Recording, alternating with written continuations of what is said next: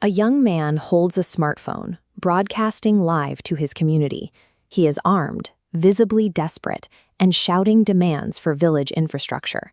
But then he makes a clear choice. He throws his weapon to the ground and raises his hands to surrender. The live stream abruptly ends.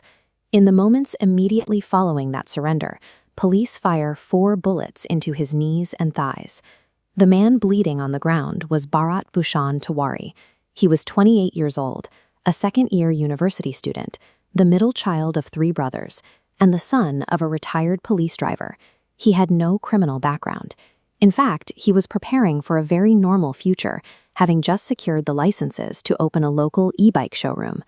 So why does an aspiring business owner feel compelled to buy a gun, point a camera at himself, and use armed theater just to get the government to acknowledge local flooding?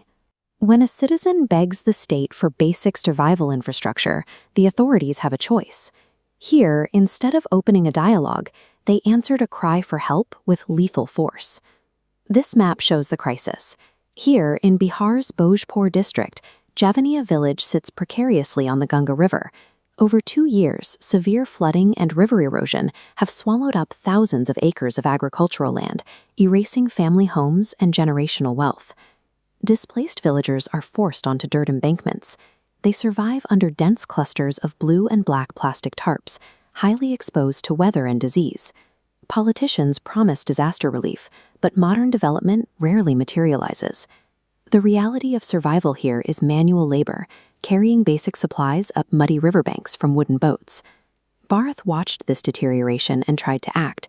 He spent months posting videos on Facebook, documenting the ruin and asking for state intervention. His posts were entirely ignored, and the constant rejection took a heavy psychological toll.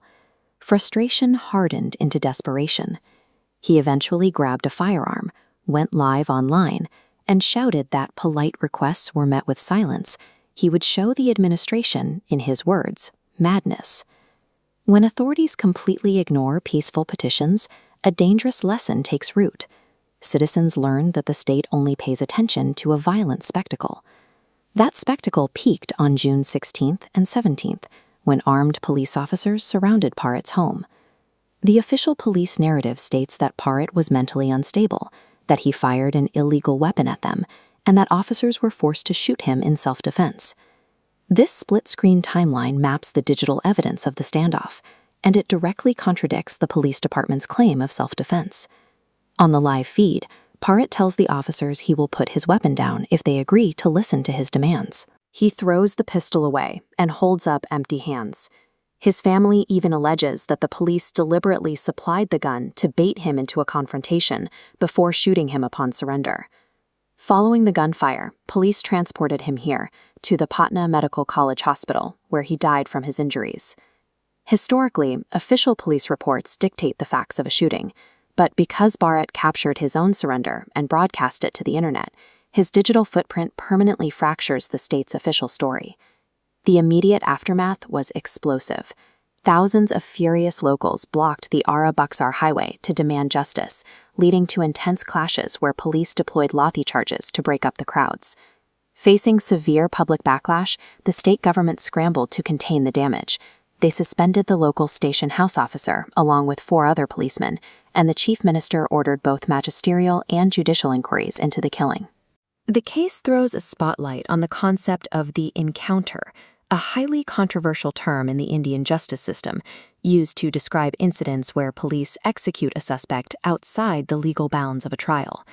Human rights observers argue that encounters are frequently used as administrative shortcuts.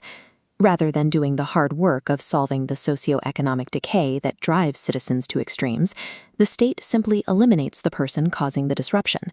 It reveals 2 vastly different speeds of government. A displaced community will wait years for a protective embankment or proper disaster relief, but the moment an individual threatens the state's perception of authority, the response is swift, precise, and lethal.